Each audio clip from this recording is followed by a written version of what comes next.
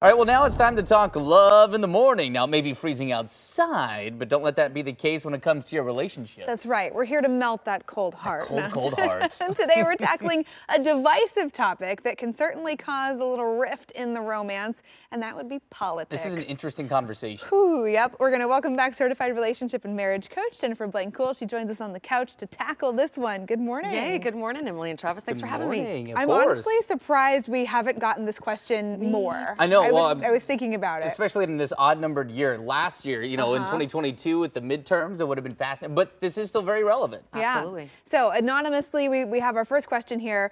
What do you suggest when two people in a relationship have different political views? We've been in a 20-year relationship, but the divisive political environment has started affecting things.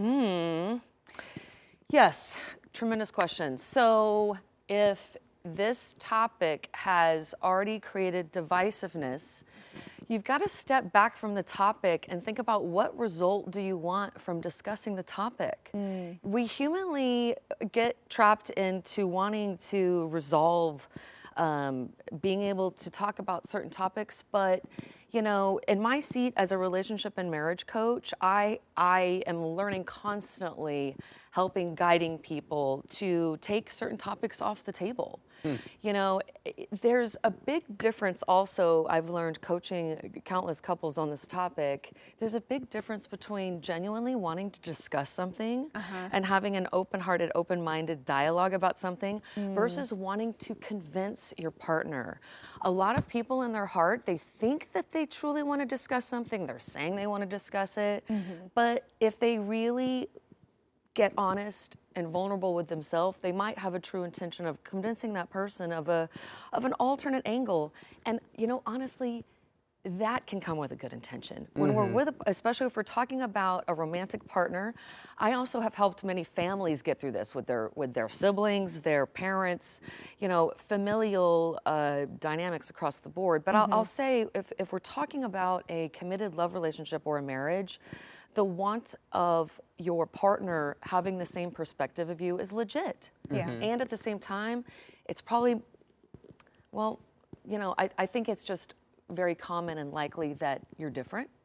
Not just in the political arena, but we can spread this out to a lot of different topics. We're different. Well, I do find it interesting that in this case, this couple says they've been together for 20 years and it's only really become an issue recently. And I think a lot of folks would probably agree that we've seen politics become even more divisive. Yeah. Absolutely. Parties and people seem to be moving further and further apart. It's true. Has it gotten to a point where you got to find someone who's on the same page politically as you? Gosh, I got kind of chills when you said that, because it's true. This has been a topic, for whatever. But the fact is, the media, the way people are talking about it, the way people are feeling about it has drastically changed and intensified.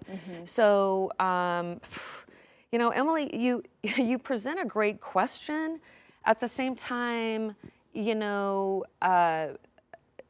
I'm for people not being together when they shouldn't be together, but I'm for the fight. Sure. I'm for the fight. So it's probably kind of case by case. Yeah, I think you have to decide where your boundaries are too, right? But it's a great point, because I've seen many people take the topic off the table, clean it up, and get in a better space. But I've also seen people that can't take it off the table. It's just that important. It resides in their life to a significant degree where they can't take it off the table. Yeah. I am curious, and I want to ask this, then we need to move on because we do have another question that I want to make sure you get to. But how often does this come up? Because especially to your point with the divisiveness of it, but a lot of times, political ideals do fall directly in line. There's a very direct correlation with ideological, philosophies. Absolutely. How common do you see this when you have two, maybe, I'm not going to say polar opposites because I don't know the situation, but clearly some opposing beliefs come together and form a partnership for 2 decades? Absolutely. To be honest, in my work, I see more the clashing of value systems that are outside of politics. So trust me, I see the political dynamic enough, especially the last 3 years. But at the same time, I do feel like there's the clashing of other value systems, at least in my work and my clients that I attract, is outside of the political arena. Sure. It could have, you know, parenting values, the concept of having kids, you know, your attachment to work and your career. These, you know, if I'm scaling what comes up more in my work, it would be those things.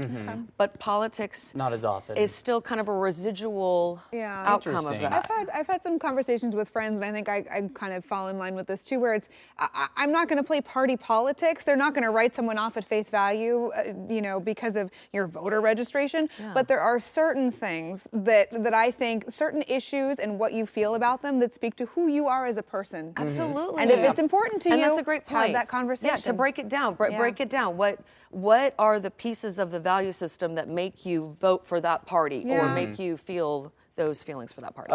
Real quick, and I want to make sure that we still have time. Producer Christian, do we still have time for We our do one second more? question? Okay, we're gonna have to save it for next time. We did run out of time. That was a great question. It's a meaty one. You can dig into it. I feel like we could really dive into that for some time. Great question. Yeah, I love that. I think it's a conversation that a lot of couples, maybe if they didn't have it years ago, are having it now. Absolutely. Yeah, It's interesting. We should expand on in the future. Yeah. Jennifer, always great to see you. Thanks for having coming me here, in. Emily Travis. Thank Great you. advice, as always. Hey, if you've got questions for Jen, she's got answers. Send us a message right now on the KOIN News AM Extra Facebook or Instagram pages. Your question could be answered right here on the show. You can remain anonymous, and yeah, we'll tackle it all. Politics, money. What else are you not supposed to talk about at the dinner table? We'll talk about it here. We'll talk about it here. Around the coffee table. So slide into those DMs. Send us those queries. Oh, man.